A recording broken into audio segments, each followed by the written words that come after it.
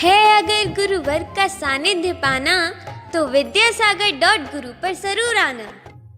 अहिंसा परमो धर्म की, आचार्य गुरुवर श्री कुंद कुंद भगवान की, आचार्य गुरुवर श्री ज्ञान सागर मुनि महाराज की।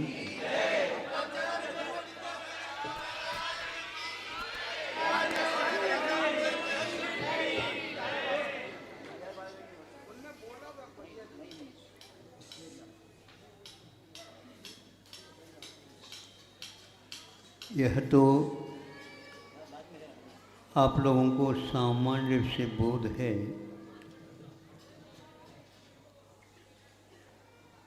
जो कोई भी पंचेंद्र के विषय आपके सामने हैं, उनके सेवन करने से स्पर्शादि का ज्ञान,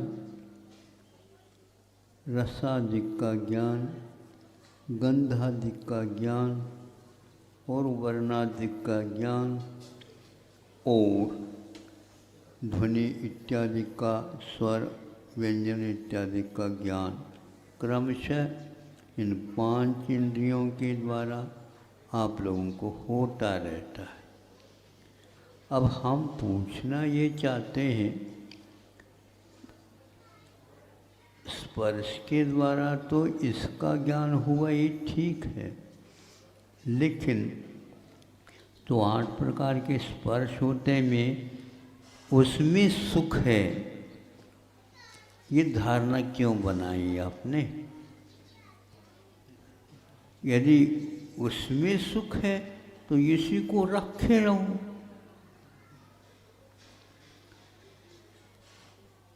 यदि सोने में सुख है तो सोने को अपने पास रखा करो, होना तो चाहिए। किंतु कभी कभी बैंक में रखने के बाद भी सुख होता है और बैंक में रहने के बाद भी कभी कभी दुख होता है, क्योंकि जो मेरे नाम से था वह दूसरे के नाम पर चढ़ गया। धन तो बैंक में ही है, सुरक्षित है, केवल नाम का अंतर आ गया। इसमें क्या धारणा ही काम कर रही है, क्या वो वस्तु भी काम कर रही है? ये अपने को देखना है। और इसके पीछे दुनिया पागल है, कोई भी व्यक्ति बचा नहीं। अब इनको, इनके सिर दर्द को दूर करने के लिए हमारे पास आ जाते हैं, तो हमारे पास कौन सा औषध है? ये समझ में नहीं आता। पढ़ा लिखा भी व्यक्ति यही कहता और अपढ़ भी यही कहते, श्रीमान जी भी यही कहते, धीमान जी भी यही कहते, सभी ऐसे ही हैं। तो आखिर आप लोगों के कहाँ क्या रिवाज है, हमें बताओ। इस धारणा को जो गलत बन जाती है, उसको मिटाने के लिए आखिर ये क्यों हो रहा है, ये प्रश्न उठाना चाहिए। और आज इस युवा वर्ग जो है इसमें गाफिल है, मुख्य रूप से युवा लोग गाफिल है। ऐसे कहने से युवाओं को कुछ लग तो रहा होगा, वही क्यों गाफिल है? क्योंकि वो आप लोगों के रिवाज को ऊपर ऊपर से तो मान रहे हैं, लेकिन उनके भीतर ही इसको स्वीकारता देने के लिए कोई ठोस जवाब नहीं। उस ठोस जवाब के लिए शायद संभव है हमारे पास आते हो युवा वर्ग विषय। लेकिन इस धारणा को यदि बनाए रखेंगे तो आपको हमारे इस समाधान से कोई होने वाला नहीं है। इसीलिए शीत से भी यदि सुख होता तो शीतकाल में आपको दुख भी होना नहीं चाहिए। लेकिन एकदम सर्दी आते ही पंखा बंद,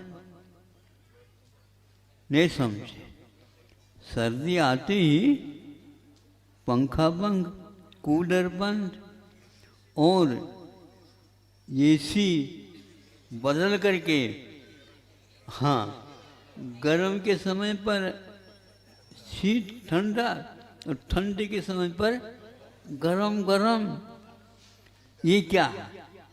तो इससे स्पष्ट है उस शीत में, उस गर्मी में, ऊष्मा में सुख न हो करके कुछ और भी वस्तु है, उसकी खोज की आवश्यकता अनिवार्य है।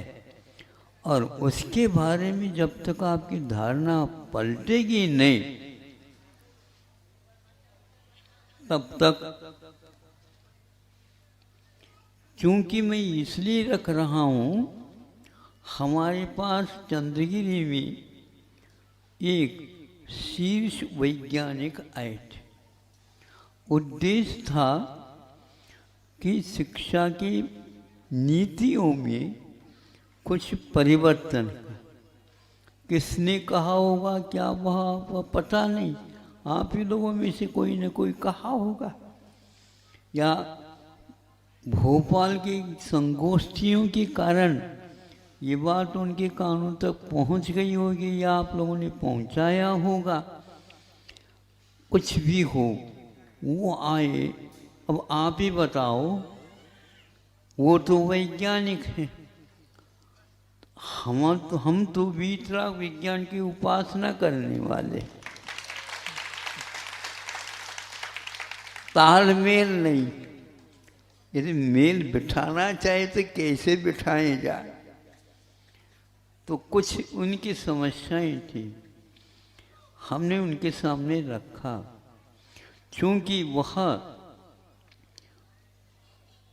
सभी के लिए हित के अपेक्षा से सोचा जा रहा था, इसलिए मुझे उसमें कुछ बोलना पड़ा था। अब हमारे सामने यह जो समस्या आपके सामने रखी है, बहुतों की नहीं, सबकी यही है। तो इसके लिए जब तक इसकी खोज अथवा इसके बारे में धारणा हम नहीं बनाएंगे, तब तक इसको कोई भी टाल नहीं सकता, आपकी धारणा को। इसलिए ये स्पर्श के कारण हो रहा है, स्पर्श के कारण होता तो है, लेकिन गर्मी के समय पर शीत के माध्यम से हो सकता है, हो ये नियम नहीं। किंतु जब आपको ज्वर चढ़ जाता है और मलेरिया की शिकायत से, तो इतने आप कप रहे होते हैं, दो एक और कंबल डाल दो, एक और रजाई डाल दो, ये हीटर जला दो, वो जला दो।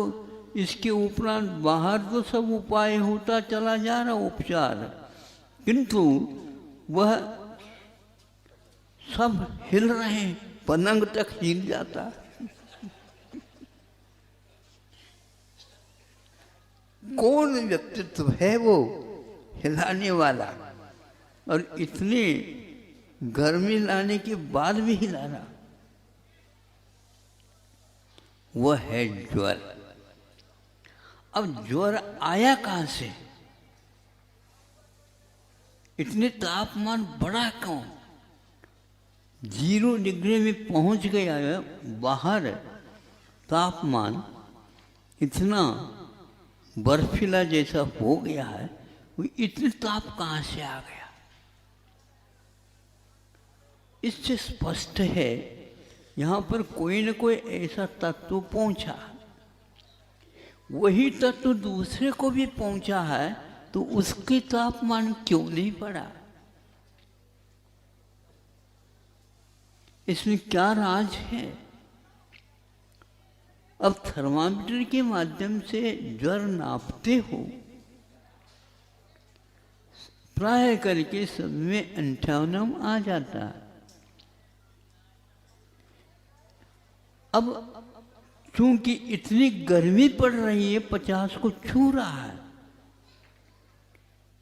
और भीतर जो है 98 है। क्या कारण है? और यह टाइगर हिल के ऊपर रहने वाली सेना की भी यही स्थिति है। उसके भी तापमान नाड़ी के माध्यम से ज्ञात कर लेते हैं तो 98 निकलता। ठंडा क्यों नहीं हो रहा? उसके नीचे क्यों नहीं आ रहा? -40 में पहुंच गया, फिर भी 98, 50-55 में ऊपर गया, फिर भी 98। अब साइलेंस हो रही है। ऐसा साइलेंट क्यों होती है? इसका कोई जवाब विज्ञान के पास है? आप अपने बच्चों को फालतू भेज रहे हो वहां पर। सीधी सीधी बात। पैसा यदि ज्यादा हो गया हो, गरीबों के लिए थोड़े से उपयोग कर दो।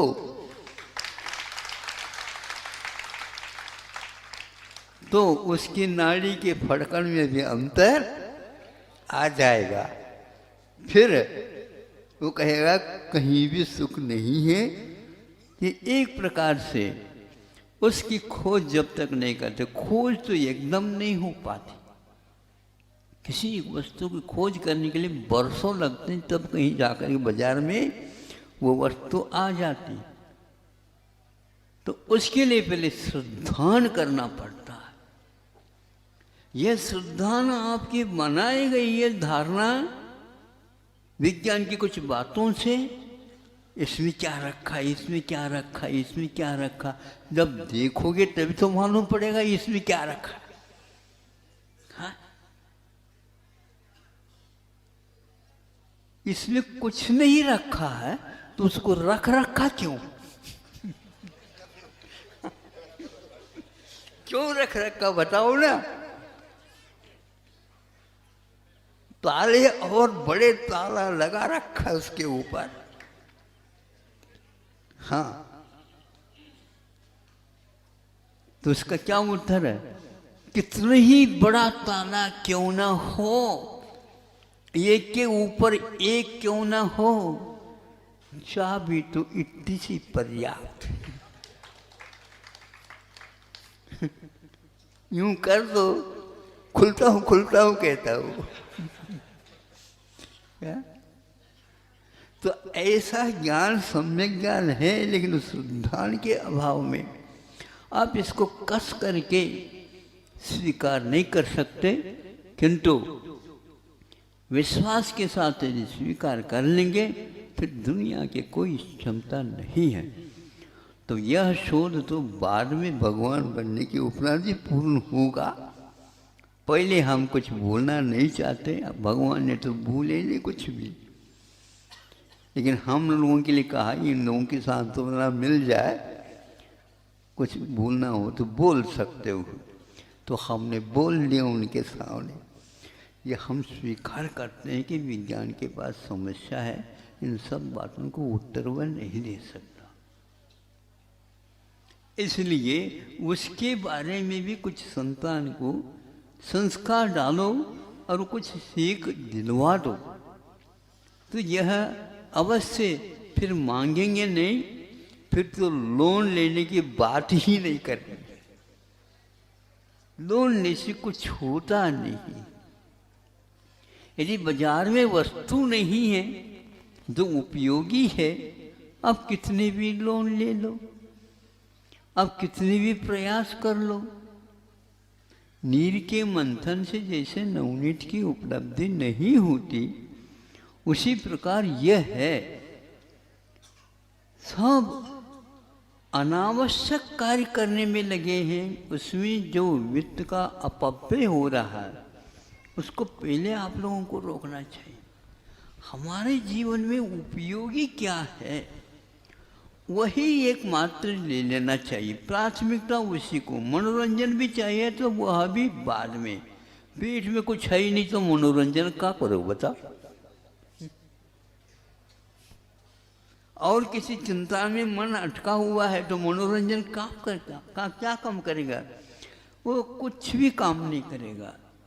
इसलिए मनोरंजन उन्हीं के लिए है जो खोजी नहीं होता, और जो खोज में निकल जाते हैं उनके लिए दुनिया का कोई रंजन काम नहीं करता। वह तो एक प्रकार से अपनी धारणा के साथ ही चलता रहता है और एक दिन वह संपन्न हो जाता है। मोक्ष मार्ग में भी कुछ ही लोग लगते हैं, बाकी सब ताली बजाने वाले होते हैं। अहिंसा परमो धर्म की।